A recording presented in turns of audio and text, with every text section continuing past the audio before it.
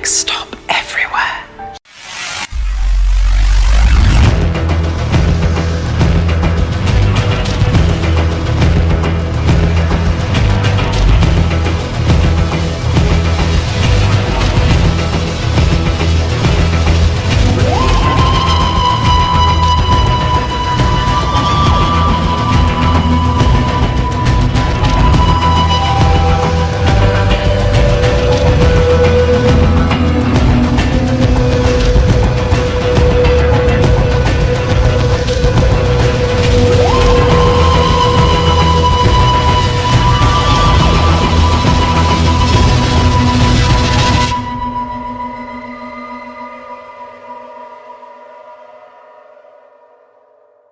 Hello again, everyone. Welcome back to Next Stop Everywhere, the Doctor Who podcast. I'm one of your co-hosts, Charles Skaggs, back in the TARDIS once again, as we're going to keep talking Doctor Who Series 12 with one of my favorite people in the known time-space continuum, Jesse Jackson. How you doing, Jesse? Well, Charles, you are one of my favorite people too, and I am excited. This is the first episode we've recorded in my new work life. We just talked before we hit recorded. I started my new gig and everything went well. I brought my TARDIS into the office and put that up, and nice. So I am ready to talk Doctor Who. According to the online, this was not a very popular episode, but I liked it. I liked it too. So I don't know what kind of hate-filled smoke everybody's inhaling these days, but I kind of like this one. So we'll talk about it. Maybe we're just being a little too optimistic these days. Maybe it's more in fashion to be negative and hateful and. But I did read, and we'll get to this when we get to our topics, but there was one I thought was a very valid criticism, and I actually noticed that as well when I was watching the episode. Okay, and I think I know the one you're talking about, but we'll save that for when we get to it. So here, I mean, as we're recording this, it's February 16th, 2020. Just want to mention that because of this day, this is my dad's 85th birthday today. Very nice. So happy birthday, Harold Skaggs, my father. Happy birthday, indeed. Ever since I was born. So just want to give a little shout out to him on this very special day, birthday. And here, so we're talking here at episode 171. We're talking "Can You Hear Me?" ? The very first Doctor Who story with a question mark in the title. Written by Charlene James, new to Doctor Who, and Chris Chibnall. Directed by Emma Sullivan, who's going to be directing next week's episode that we're going to talk about, that actually airs tonight on BBC America, The Haunting of Villa Diodati, which, of course, involves Mary Shelley and the creation of Frankenstein, or Frankenstein if you're a young Frankenstein fan. The 7th episode of Series 12 aired on just a week ago on February 9th, 2020, starring, of course, Jodie Whittaker, Bradley Walsh, Tosin Cole, and Mandeep Gill, who gets a pretty noticeable story arc in this one. And definitely looking forward to getting your thoughts. So what was your general reaction to this episode before we get into our cast?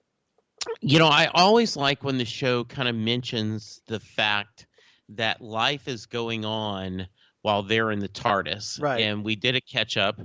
And it was nice to see the fam interacting with their civilian lives. Right.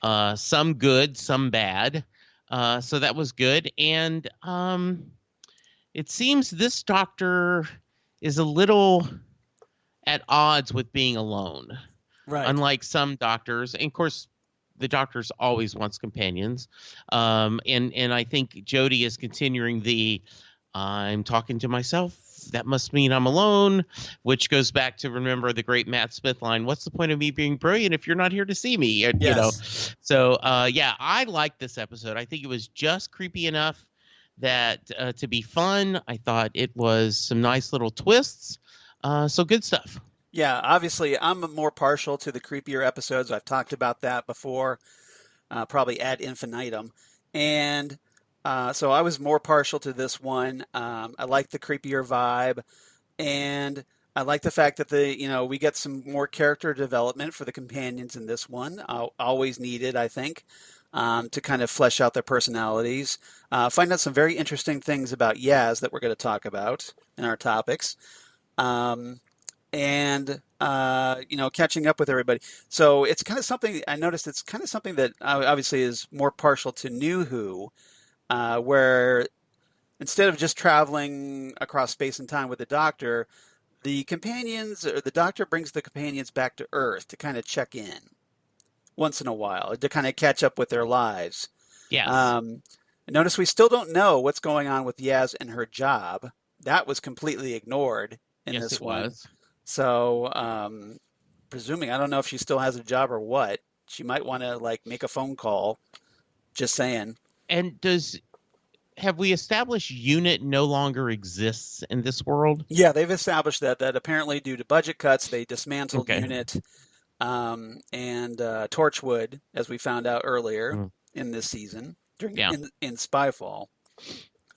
So, go ahead. It appears it would be a very convenient hand wave to say that UNIT had reached out to Yaz's police station, job, and said she is on special assignment to us, right? And then that would have been, sometimes a police officer or detective may be on loan to the FBI or National Security Agency or something like that. So that's how I'm explaining it into my mind. Even though UNIT doesn't exist, there's some kind of government agency that is reached out to that because of the Doctor. Yeah. Now, sometimes we got earlier in the season, I think it was Yaz's supervisor asking her about, her going away. Yeah.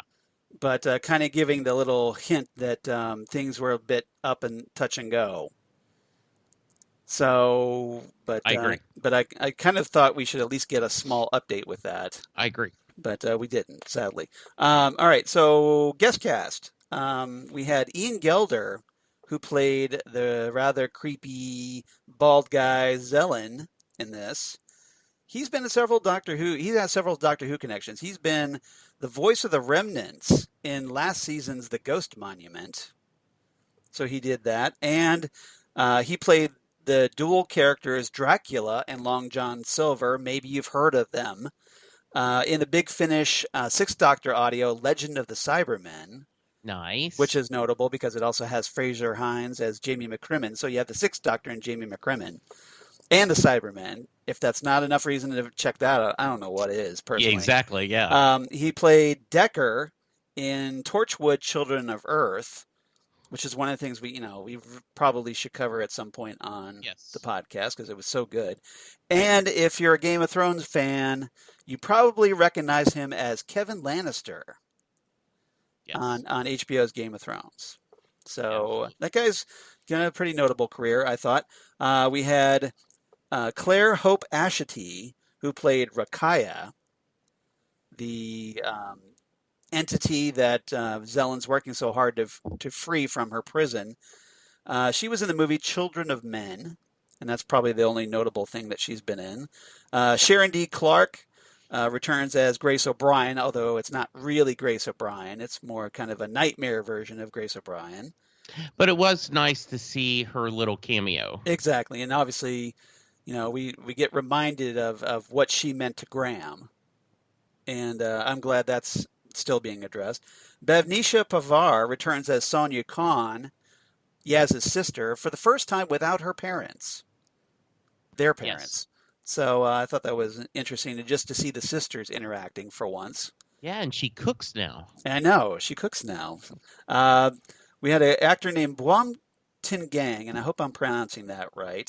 He played Tebow, Ryan's friend. And we saw him previously for a brief bit in Spyfall. Weren't they playing basketball? I believe so. I believe that was the scene that he was in. Yes. Okay. So it's interesting that we kind of established that Ryan has a best friend in this one, and this time he needs some help, Ryan's help, and Ryan kind of steps up, and I kind of like that about. I did too a lot.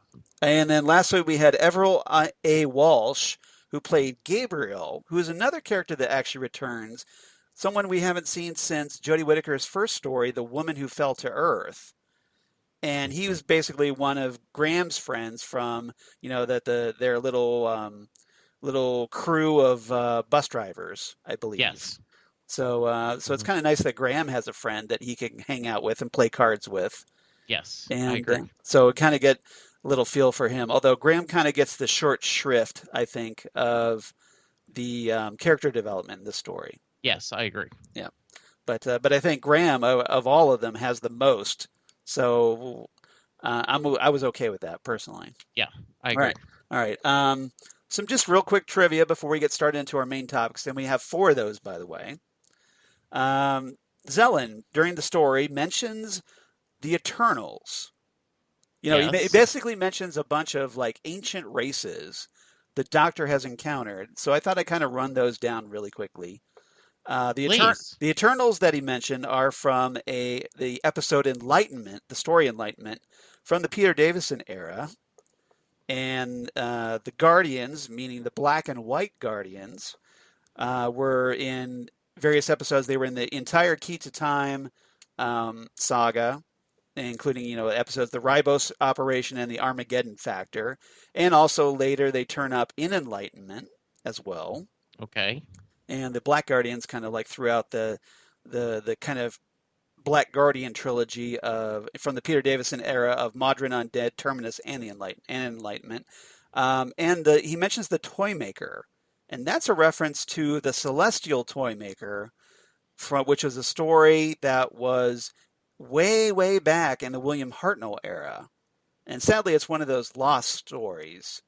Okay. But it survives on audio, so you can listen to it. You just can't watch it. And hopefully at some point they animate it, because I think this is one that a lot of fans would like to see. Okay. Including myself. So just thought I'd mention that. So it's kind of cool that to see. It's always great when Doctor Who kind of reaches back into its history, its own mythos. Yes. And kind of reminds, obviously newer viewers who may not be familiar with these races that they exist in this continuity. So I like that. Absolutely. All right. Good. All right. So 4 topics this week. So we'll kind of breeze through these pretty quickly. But topic number 1, I want to talk about the Doctor, Tahira, who is the young girl that she meets in Aleppo, Syria. And we might as well throw in Graham in this one. Okay. Because I've got separate segments for Ryan and Yaz. So let's go ahead and attach Graham in this one as well. Okay. So what are your thoughts on the Doctor meeting Tahira and her interaction with Graham, that rather awkward encounter with Graham as he's trying to confide in her about his fears about his cancer recurring? Yeah, I'll talk about. Yeah, that is exactly what I was talking about. That is the scene that I found.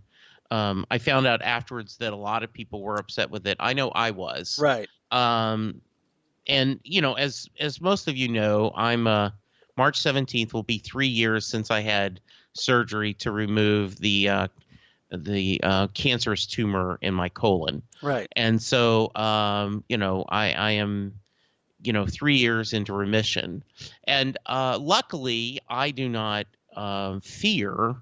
I do not have reoccurring worries about having cancer again. But I will tell you, Charles, when I go every 3 to 6 months, I have to go get a scan, and then I go to my doctor for them to tell me. Right. And when I park the car in the office building, from the time I'm leaving the car up till I talk to the doctor, I have a slight fear. You're like, well, what if, So I thought it was. I understand, and I know BBC even talked about this. They were so I have the statement here if you want me to read that. Yes, go ahead, please. Okay, so yeah, they actually took in the complaints and responded to it. Now, whether you agree with it or not, this is how they responded. They sent out a statement saying, "We never set out to upset our viewers with what we showed, and this episode tackled some sensitive themes. This episode used dreams and nightmares to explore the inner lives of the companions. Thanks to Zellin's nightmare powers, Ryan, Yaz, and Graham were forced to confront their worst fears, many of which relate to the way the traveling with the Doctor has changed their lives. When Graham opened up to the doctor about his fear of his cancer returning, her response was never meant to be dismissive. The doctor's friend was scared, and we see her struggling to deal with the severity of the situation. The intention of the scene was to acknowledge how hard it can be to have how hard it can be to deal with conversations on this subject matter. When faced with these situations, people don't always have the right words to say at the right time, and this can often lead to feelings of guilt. So essentially, it's the BBC saying that the doctor was struggling to find the right words, and I get the criticism of that. Obviously from your perspective, I definitely get it. The way I kind of see it is that it could have been handled better. I agree in the script. Yeah. But I think it was consistent with the doctor's personality. And I know there's been some criticism that this doctor doesn't have her own distinct personality. But I think this episode that scene actually highlighted what her personality is, her own unique persona. And that, in my opinion, I think it's that she's the socially awkward doctor. That's her persona. Yeah, and if you remember, Capaldi's doctor also had problems with social niceties at times. Right. Yeah, I get that's why I felt like it was... So what's your response to the BBC's response? Yeah, I guess. I get that, and I think it's gone. I think if I was editing this, I would have said I thought her saying I should be able to say something, comforting here. Right. And so I'm gonna awkwardly walk through. Right. But then, I think other doctors would have handled it better because that's their persona, their personality. Yeah. But others may not have, like Colin Baker's doctor probably wouldn't have handled it very well either. It seems like she should have either went and patted his arm, right, or made some effort to reach out. Yes, and then said maybe, now I've got it. Yes, and then said the thing. Yeah. I would. I thought the way they should have handled it was that, like you said, like maybe eventually after a while she got it and she would start to express it, and then something would happen in the TARDIS to distract her. Yeah. But it appears he was okay with it. Yeah. And I know in real life sometimes you go, I don't know what to say, so I'm just gonna hug you. Right. And so that was my only thing. I think that she cares about him very much. She cares about all the fam. So I thought that was just a little bit of awkwardness. Yeah. I think I agree. It could have been handled better. Yeah. Yeah. But I do, the BBC statement, at least they addressed it. Yes. So to their credit, this is probably as good of a statement as you're going to get from the BBC about this. Yeah, and I thought that was well done. They were trying something, and I think it is very much in line, as you said, with the doctor's personality. Right. So I just think, and I think in our mind later, the doctor will come to Graham and say, "Oh, okay." Right. I now know the right thing to say. Pretend this, and let me say it, and then let's pretend I said it right away or something. Exactly. Yeah. So in the very kind of fun, awkward way. Yeah. The earlier topic you mentioned, the friend she makes. Yeah, Tahira. Let's talk about Tahira. I don't think she got a lot to do. She was an interesting character, and I like how her fears kind of played into the success of, at the end, defeating the Eternals. Yeah, because she kind of masters her fear. Yes. And as a result, she's able to control those Chagaskas, monsters, so that she can use that against Zellin and Rakaya. So I think if I was better at psychology, right, I would say that this is a tie-in. The Doctor makes friends very quickly. She is very quick to say, "Oh, and I'm bringing my new friend blank." Right. Like she meets someone, She's they're welcoming. immediately friends. Yeah, she's a welcoming doctor. Yeah. She's eager to bring people into her TARDIS, as opposed to Yes. like, say, someone like William Hartnell's doctor, Right. who's like, what are you doing in my ship?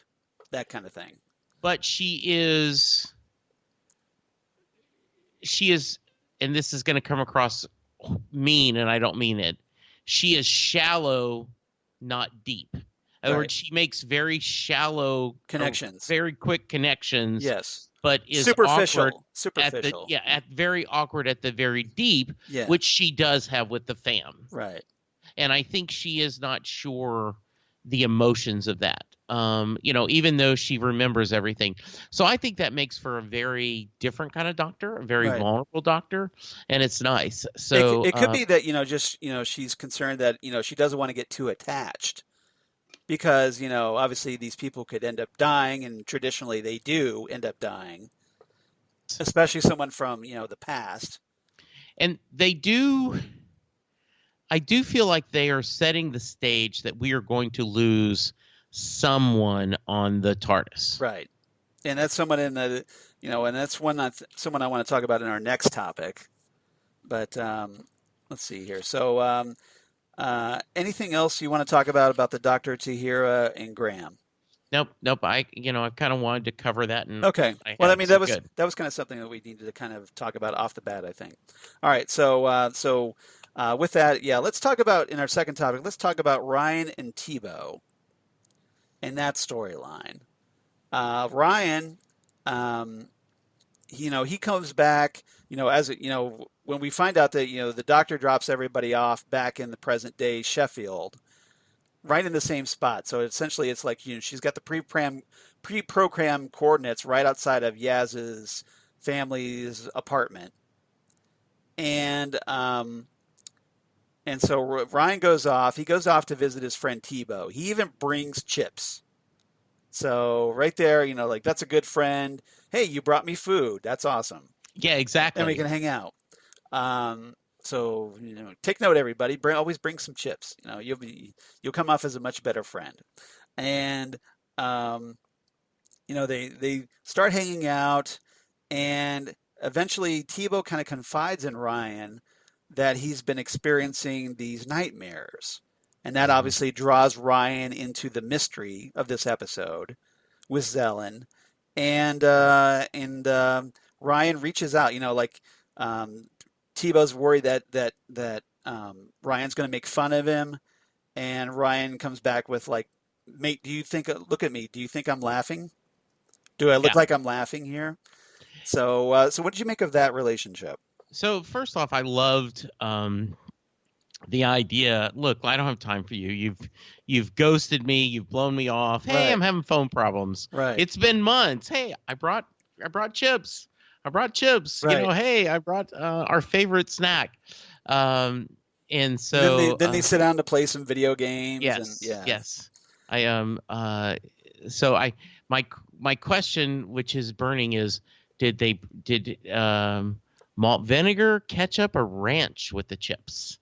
I don't know if they do ranch over there a lot, but I don't know. Yeah, I don't know. Maybe they do, but I don't know if they do ketchup a lot, right? With their fries. Well, so I'm trying to remember because they did have ketchup available when I was over there. So yeah, but it just depends. I think a lot of them just use malt vinegar. Yeah. So a lot of fun. I love them playing games, and Ryan still being like, yeah, I've still got it. And I liked him. Okay, dude, your house is always immaculate. Right. And now then what's going on? I mean, something, Yeah. it is very clear bothering him. I also love the honesty of promise you won't laugh. And he's like, I can't promise that. Yeah. Till I know what you're doing. But once he does, he takes it very serious. Right. I liked that he ended up being on the TARDIS, figuring out what's going on. And that I did not write it down, but the scene where, okay, this may freak you out, but here's what's going on. Right. And he gives them the quick summary. And then later, so this is why you're gone all the time. you could have told me. And like, well, you really, I could have told you.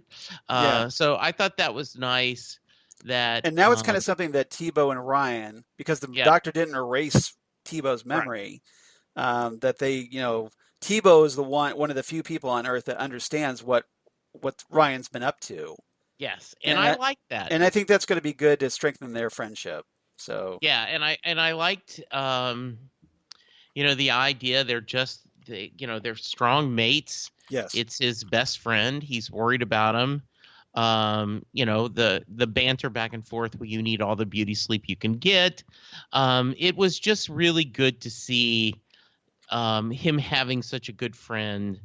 I thought the fear of showing him, they cast an older actor, right, playing as if he had been aged and the earth was right, burning. That was a nice nightmare. yes, The fear that I've abandoned my friend right, and left them in a bad place. That was a nice friendship, and it was a good, and it very typical of a lot of times.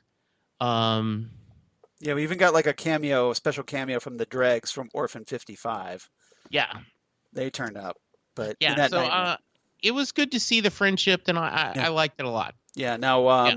when they get back, Tebow, I think that was kind of cool, was that we got to see him going to kind of like this little support group a Yes. little bit. He starts a blog and he starts hanging out with a group of guys who have similar feelings about what's going on. And so he's kind of bonding a little bit. He's not feeling so alone because Ryan's not there to hang out Yeah. with him. And so I thought Yeah. that was nice. And then the big thing, obviously, is at the end with Ryan, is that Ryan kind of pulls Yaz aside and he starts expressing how he wonders how long he could lead a different life from his friends at home. Yes. And he's like, well, even if I return, I'll have aged differently from them. So he's not sure if he wants to continue being on the TARDIS. Yeah, and I thought that was interesting to be aware. We've had that discussion Right. in the past where, Amy and Rory talk about how, they're They're ready to leave. yeah, the Yeah. right They miss their lives. Yes. yeah, and I think I think that's I think we're I think seeing that's I think that we're seeing something like that here, that they're setting up Ryan's yes, departure at the end of the season. I agree. So Yes. we'll see if that happens. Hopefully he Mhm. doesn't get killed before then. Yeah, But I hope so too. but I Yes. think if I remember reading correctly, there was something that Tosin Cole, the actor, may be involved in some new series in America. Okay. So they could be setting that up that he leaves, Okay. if that actually is happening. I didn't research. I should have researched it a little bit more, but Mm. so apologies for that. Okay.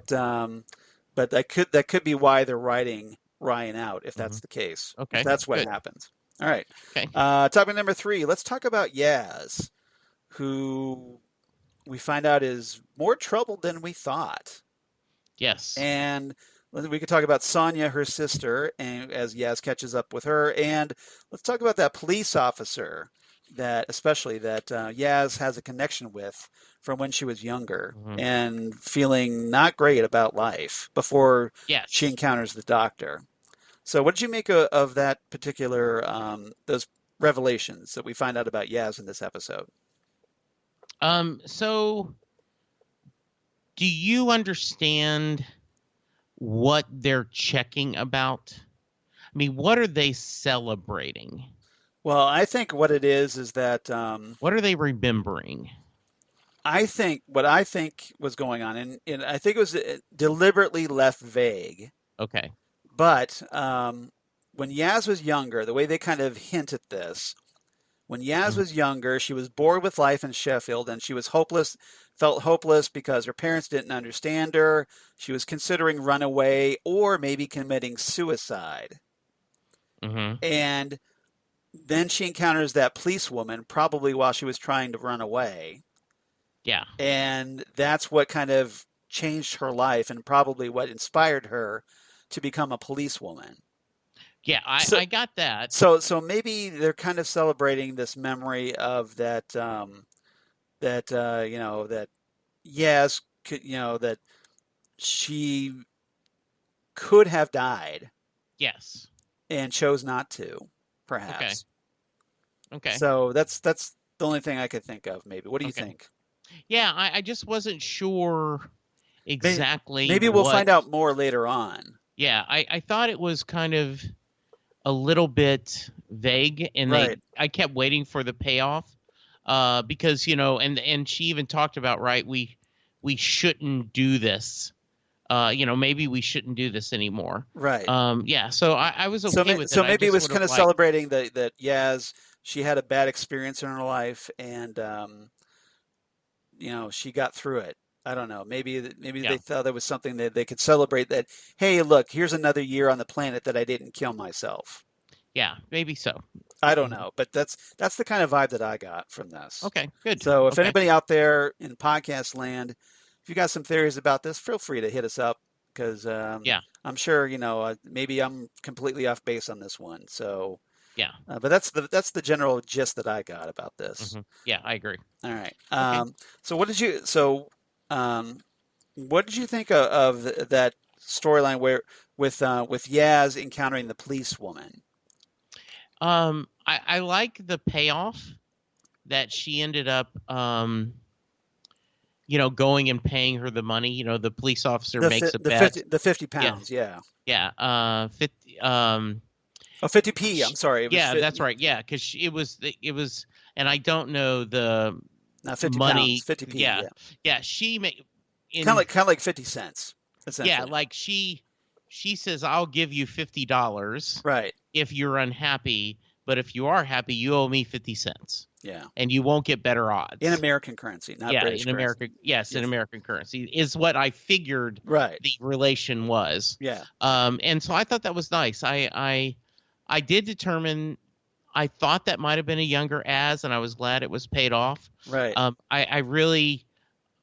thought it said without saying that that's why she ended up being an officer. Yes. That was a huge influence on her. So I just would have liked a little more of what caused that and what was going on. I felt like maybe we'll get some more of that later on in Maybe another so. episode. But yeah, I mean, it's unless you're going to devote the entire episode, I think that this is probably all they could have had time for. I think you're very right, Charles. I just wanted a little more. Yeah, and I Yeah. agree, and that's good because it kind of gets you more invested. That you're like, hey, is there more to this story? And maybe we'll find it out. So Yeah, absolutely. we'll see. But Mhm. but yeah, I like the fact that the police woman's kind of isn't judgmental over Yes. over Yaz. Doesn't use the typical cop behavior, and actually tries to relate to her and say, hey, look. I feel the same too, but I love my job and my life too much to kill myself. What I did like on a less serious note, Yeah. The sister banter was fun. Right. And then are we going to watch a movie? You're just going to fall asleep at the end of it. I never do that. And she, of course, she does. Yeah. Yes, I that was nice. Yeah, that was good. So we all have friends or relatives that we know that. We'll go, Right. okay, oh, no, I won't go asleep. No, we can watch one more episode. I won't fall asleep in the middle. Yeah, I kind of liked I really did like seeing Yaz with Sonia just by themselves Yes, I did too. without their parents around. Yeah, So it was good. It was good. Very refreshing, I thought. All right. Yeah, I agree. Anything else about these characters? Nope, I'm good. All right. Fourth and final topic this week. We're kind of breezing right through here. Yes, we are. All right. This is a big one, though. Zellin and Rakaya. So these are our big bads of the episode.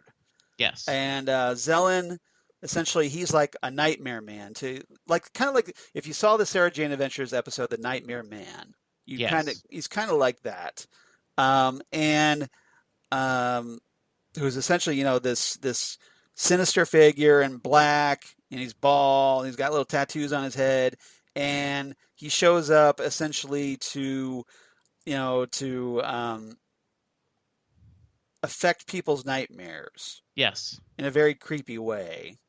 Yeah, cuts his fingers off and right. levitates, and yeah, exactly. And he's got this really freaky thing that his fingers can separate from his body and then essentially be used as flying daggers, and he can just regrow new fingers when he's done with those. And they're also used. The fingers are used to kind of keep people plugged into this nightmare world, which essentially feeds into Rakaya. To keep her, hopefully make her strong enough to break out of her prison. Yeah, I liked the twist. So what'd you make of that? So you've already mentioned that they are kind of a nod to Doctor Who's past. Yes. We've kind of discussed that. And so I thought that was really nice. I liked the twist that... being an ancient race, essentially. Yeah, the Doctor, they're playing the Doctor. The Doctor thinks that she's going to win, and he, on the other hand, like, I've been playing you, because we find out that she isn't a damsel in distress. She actually is another evil being captured, and he uses the Doctor's weakness of caring about people, to twist that around. So I thought that was a nice twist. I thought they were a deliciously evil group. Right. So that was kind of fun. They chewed some scenery, didn't they? Yeah, they did chew some scenery. And the kind of scenes together were like, we have all eternity to, right. We can feed on their fears. It'll last forever. And so you get the vibe of this, like these really powerful cosmic beings. Yes. And so that it's obviously it's a very escalated threat and something that's going to challenge the Doctor. Yeah, I liked them a lot. I thought they were good villains, and and then ultimately the Doctor wins, of course. But I thought it was a nice kind of fun discussion, and as far as I think they were good villains, and I think I enjoyed seeing where they were going with it. So yeah, I liked this one, and I thought they were good villains. Yeah. I did think it was a little naive of the Doctor to just let Graham, Graham has this connection with Rakaya. She reached out to him. Yes. Why him? I don't know, but maybe she thought he was the most someone who could convince the Doctor to free her from her prison. Right. And I thought it was a little naive of the Doctor to just let Graham go, oh, hey, yeah, we should free her. Yeah. And I would think the Doctor would go like, well, we don't know anything about her. Yes. I thought she should have pushed back a little bit more. Yeah, I think that's given her experience. Yes. Yeah, I think that's a very fair. Be a little bit more distrusting, but maybe the only way I could see it is that, well, the Doctor trusted Graham, and if Graham felt good enough about it, she was trusting that Graham knew what he was talking about. Yes, I can see that too. So maybe she kind of trusted Graham a little too much. Yeah, I could see that. Yeah, but otherwise, yeah, I'd like Zellin. He was very creepy. The fingers thing was definitely different. That's something we haven't really seen like that. We find out that there's this twist that, oh, hey, he's not the big bad after all. It's actually Rakaya, and he's just kind of her underling. Yes. So this guy who you thought was a really big threat, well, he's just the henchman. And and Rakaya in the prison is the really big threat. Yes. That everybody needed to watch out for. And then obviously, the Doctor and everybody, especially with Tahira's help, they kind of flip the script back on Zellin and Tahira, or Rakaya, excuse me, and the Doctor and Tahira set the Chagaska loose, and essentially they stick both of them in Rakaya's prison with the Chagaska screaming at them. So it's ironic. And but it also leaves them in a place where we could see them again at some future point, I think. Yeah, I agree. If there's at least potential there. So I kind of like that we didn't just kill the villains in this one. Yeah, I did too. I think they would be good to come back. Yeah, I think there's potential there to have them come back and a much more impressive display, I I thought. agree. Um, so we'll see what happens. But anything else about this episode? No, like I said, I really, really liked it. I thought it was, it was the right amount of creepy. It was fun. So good stuff. Yeah, Yeah. I was really happy with it. Yeah, I'm obviously I'm a little surprised that to see such a negative reaction. Maybe it's just because everybody was so pissed off about the doctor not reacting to Graham like she should have about his cancer diagnosis. That maybe that kind of clouded everybody's opinion of the episode. Yeah, but I mean, the reality is, this is a fairly simple, basic Doctor Who, tinge of horror. Right. And so, I was happy with it. I like it a lot. Yep, I did too. All right. Yeah. Anything else? Nope. All right. Well, then let's move on to our favorite quotes of the episode. All right. So everybody get out their copious notes. Yes, I'm pulling mine. All right. That I had written while I do it. So you start. All right. I'll go ahead and start. All right. The Doctor and Graham, where the Doctor is asking Graham about where he thinks, the planets are. And so she goes, do you have any idea where those planets might be? And Graham goes, you get me an A to Z of the universe, and I'll be able to stick my finger straight on. No, I've got no idea. Yeah. Right after that, right, when she puts the little gadget on his head. Yeah, the telepathic connection to the TARDIS, yes. Is it going to hurt? No, probably not. Maybe, yes. Yes. I love the Doctor. No, well, maybe, probably, yes. Just like as she's going through her mind, I like that one a lot. I got the follow-up to that. So okay, good. Graham's like going, Doc, ow, I don't like it. You sure it's safe? And the Doctor replies, you trust me, don't you? Yes. And then he responds, have I got to answer that? Yeah, I love that. One of the things I love is that when the Doctor said, you did find the right answer, you weren't asking the right questions. Because I always, if you want a better answer, ask a better question. Yeah. Yeah. That was good. Yeah. I liked this. Yaz, I thought, had one of the more definitive Doctor statements in this episode. Okay. So there's an exchange between Tahira and her, where Tahira, this is where they aboard the station, the space station. Yeah. And Tahira goes, are we underground? Is that why it's so dark? And Yaz replies, the Doctor reckons we're in a building among the stars. We've come a long way from home. And Tahira replies, that's impossible. Nobody can travel across the stars. And Yaz counters, unless you're the Doctor. She's basically the definition of impossible. Ooh, I like that too.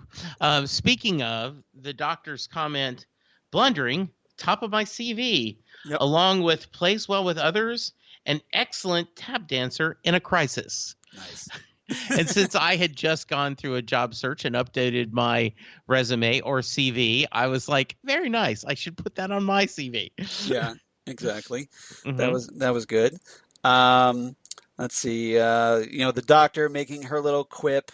I enjoyed. To when she's doing that kind of screw you to the big bads. Yeah. She goes, "Thanks for lending a helping hand," and Ryan's like, "Really?" And the Doctor's, of course, is like, "I couldn't resist." Yeah. The other thing, right, is I've got plans crashing through my brain all the time. You want a plan? Come to me. Defining which plan is going to work, that's the tricky bit. Right. And that's so doctorish, right? Yeah, it is so doctorish. I totally agree. Yeah. Last one I've got is Rakaya being defiant, saying, are you confronting us? Yeah. And the Doctor replies, yeah. You immortals, so entitled, so spoiled, you never clean up after yourselves, and you should really be careful what you leave lying around. Yeah. And then uses that thing back on them both. I thought it was pretty good. In a typical Doctor speech, when she's talking about humanity, they live with their fears, doubts, and guilts. They face them down every day, and they prevail. That's not weakness. That's strength. That's what humanity is. And I, of course, am a sucker for those kind of doctor speeches. Of course, yeah. Yeah. And that's why we love you, Jesse. Thanks. All right. So, All right, what's your rating? I was going to let you go first, but Okay, no. I can go first if you want. Okay, go ahead. Okay, so I thought this was a perfectly decent Doctor Who episode. Yeah. I give it a solid 8 out of 10 flying fingers. Very nice. I was going to give it we're in sync. I gave it 8 bags of chips. I like this episode. I think it's, I think people will look back a little more fondly as this ages, I think. Well, and I hope they do anyway. I'm going to get on my soapbox here, Uh-oh. but at least it's not me for once. Yeah, people are they're just so darned negative, persnickety. I mean, I'm tired of Moffat. Oh, I'm tired of, the Doctor. And now then we get a fresh, and it's, well, I don't like these stories, and it's just, I think this has been a good season, and right. and I think this is setting up where we get a big ending. Right. I think they've got really big things planned. They're going to pay off our new Doctor. They're going to pay off the Cybermen and hopefully the child. So I'm looking forward to what we're going to see. Timeless Child. Yeah, absolutely. Yeah, well, let's see how this season turns out. Absolutely. All right. Reverse the polarity this time. Please. All right. So since we got a lot of name checked of the Eternals, there are like the ancient races in this one, including the Toymaker, Celestial Toymaker, the Black and White Guardians. Yeah. I'm going to go ahead and let's go back. Let's reverse the polarity, the neutron flow, back to 1983. Ooh, okay. With the 5th serial of season 20, Enlightenment, which is written by Barbara Clegg, one of the very first female writers on Doctor Who. Okay. And we also had a female director in this episode, or this story. So that was pretty big back in the classic era. And this one, since like I talked about, it name checks both the white and black Guardians. They show up in this one, and also we get introduced to the Eternals, who get referenced also into Can You Hear Me Now? Or can you hear me? Excuse me. I keep wanting to do that Verizon thing with Can you hear me now? That whole thing. I did too. I'm sure a lot of people what else did. I kept hearing is the Yentl, Barbra Streisand, Papa, can you hear me? Yeah, I was not really a fan of that title, by the way. No, I wasn't either. Could have been a better title. All right, Absolutely. but anyway, Enlightenment. Let's get back to that. So, following interference from both the White and Black Guardians, the TARDIS materializes in what appears to be the hold of an Edwardian yacht. The 5th Doctor. So we get, yay, my doctor, Peter Davison, and his companions, Tegan and Turlough, discover that the human crew have no idea how they got there, nor where they are, but they know that they're helping their captain to run a race. The ship and several other historical Earth ships are actually in space and competing in a solar sail race across the solar system. Nice. The ship's officers reveal themselves to be Eternals, and this is obviously the main connection. And compared to the Doctor, they refer to the Doctor and humans as ephemerals. Okay. And the Eternals live in, quote, the trackless wastes of eternity and rely on ephemerals for their thoughts and ideas. So essentially, they feed off them. And this race is being run by the Guardians to win enlightenment, the wisdom to know everything. Ooh, now, the doctor learns the Eternals have made his TARDIS vanish, forcing him and his companions to stay until the race's conclusion. As the race continues, several of the vessels are destroyed by explosions. The Doctor suspects that the crew aboard the Buccaneer, a 17th century pirate ship, and keep in mind this is in space, is responsible, as it was the closest vessel at the time of destruction. While attempting to escape the control of the Black Guardian, Turlough ends up aboard the Buccaneer and meets the Eternal Captain Rack, learning that she's also working for the Black Guardian. Nearing the end of the race, the solar winds dissipate and the Buccaneer pulls ahead of the Edwardian ship. Not wanting to see Rack win, the Eternals return the TARDIS to the Doctor, allowing him to travel to the Buccaneer. He gets captured, however, and Rack's first mate suggests that the Doctor and Turlough be thrown overboard. From the Edwardian ship, Tegan and the others watch as 2 bodies are ejected from the Buccaneer just before it crosses the finish line. And they obviously think that, oh, hey, it's the Doctor and Turlough have been thrown overboard, right? Well, the ships and their human crews are returned to Earth, and the Guardians dismiss the other Eternals, with the race being over. It's revealed that the Doctor won the race, with Rack and her first mate having suffered an unfortunate accident. So they were the ones ejected into space. The Doctor refuses the prize, but since Turlough helped the Doctor, he's entitled to a portion of the prize. The Black Guardian reminds Turlough of their bargain and says he can give up the Diamond of Enlightenment or sacrifice the Doctor to gain both Enlightenment and the TARDIS. Mm-hmm. Turlough hurls the Diamond at the Black Guardian in defiance, who vanishes in screams and flames. The Doctor points out that Enlightenment was not the Diamond, but the choice itself. The White Guardian, meanwhile, warns that the Black Guardian will return, even angrier now that the Doctor has beaten him twice. Yes. Turlough asks that the Doctor return him to his home planet, and the Doctor agrees, of course, only to end up sidetracked. The end. Okay, good. So, very cool story. I actually really like this one from back in the day. Hopefully at some point we'll talk about it here on the podcast. But so yeah, if you want to learn more about the Eternals, definitely, or the Black and White Guardians, why don't you check out Enlightenment? Very nice. All cool. Right. All right, listener feedback. We got a couple of feedbacks this time from our usual suspects. Really? Because when I checked email, I did not see them. Well, you need to check them again. So on February 9th, Dave Proctor writes in about Can You Hear Me? Okay. And he says, he refers to it as a genuine horror story. Some good parts for the fam. Good character development plus meeting some new people that are also interesting. I find it more realistic that the fantasy we fans have, that the fam is worried about life going on without them. This is quality, and even though the truly creepy episodes are not my favorite, I can appreciate it. I give it 8.5 free manicures. Nice. That was very good. Very good. Very good. The deduction isn't for quality, but for the personal preference in types of stories. I did, however, feel like the solution came a bit easily to the Doctor.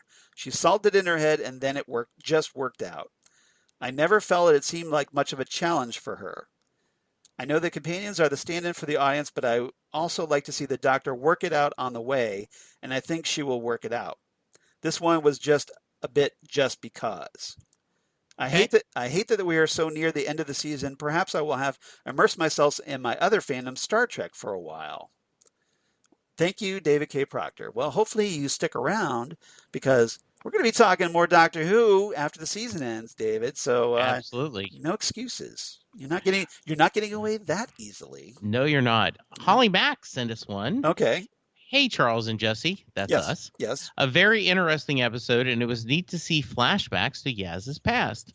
Got a touch of the celestial toy maker with the villain this episode. Yep. Really hoping that Graham is okay. So are we. The previews for next week's episode looks great.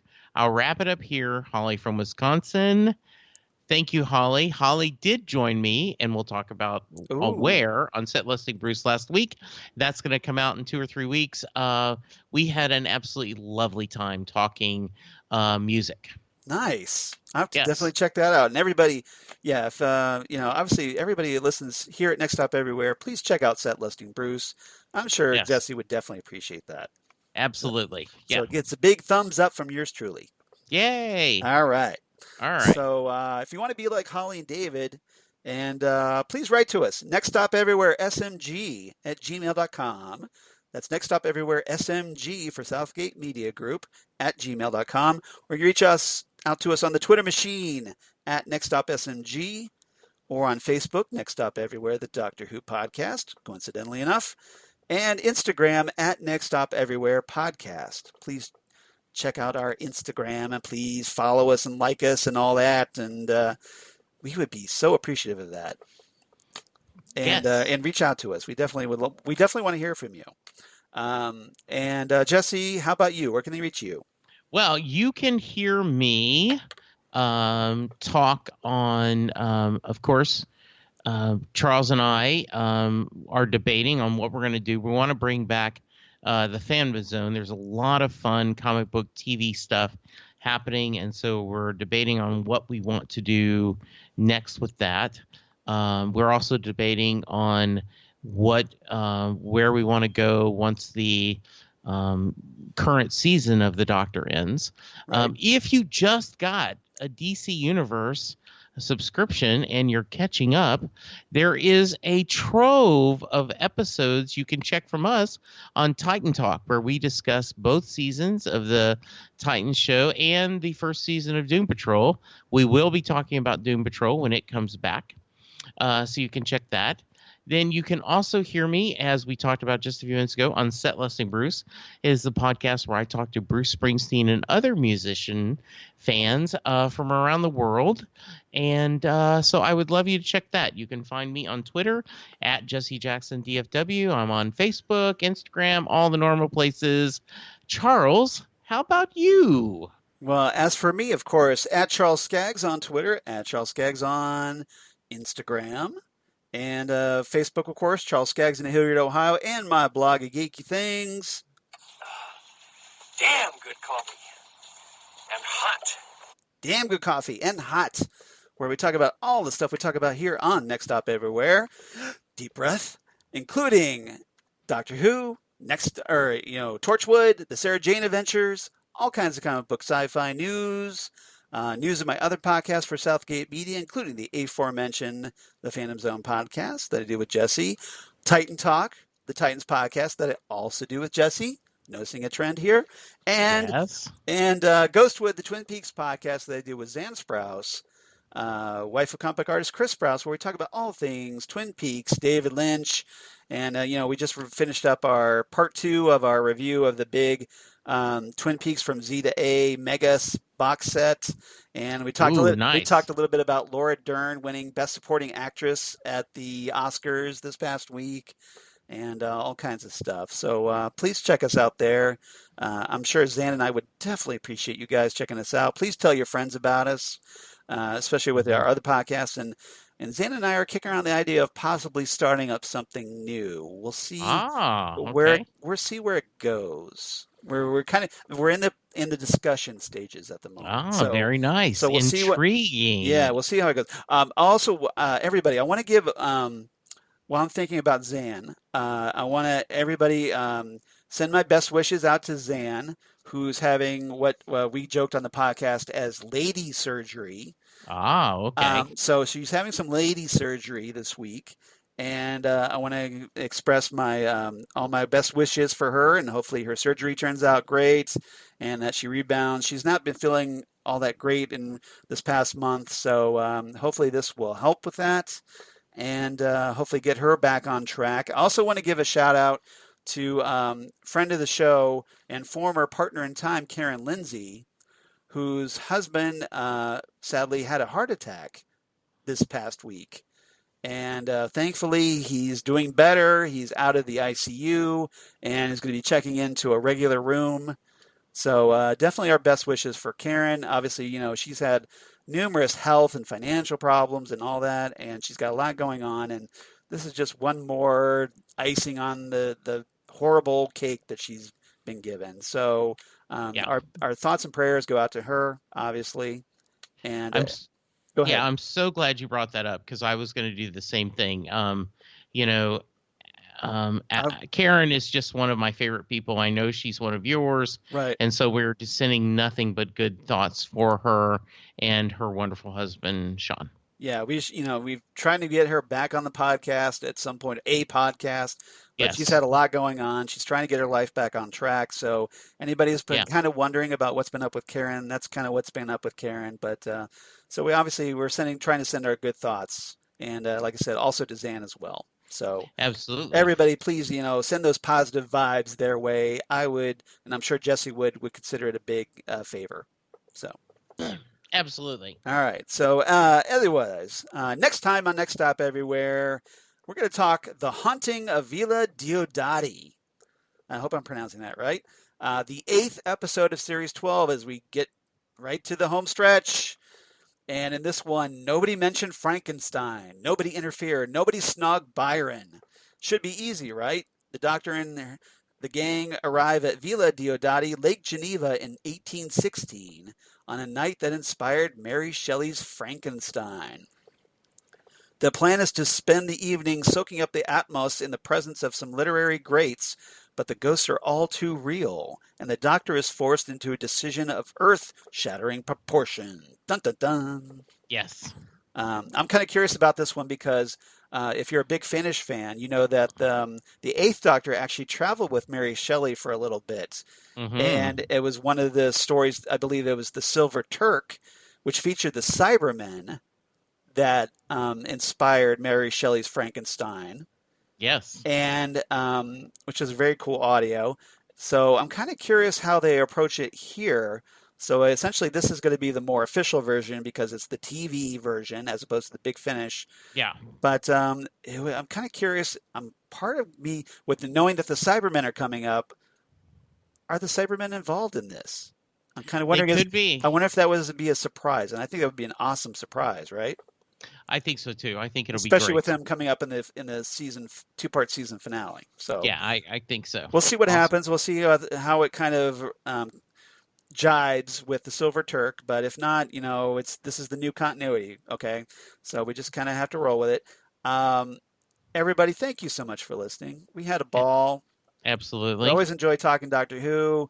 Everybody, stay positive and have a great week. And we're going to be back next time. To talk The Haunting of Villa Diodati right here on Next Stop Everywhere, the Doctor Who podcast. Goodbye, everyone. Goodbye.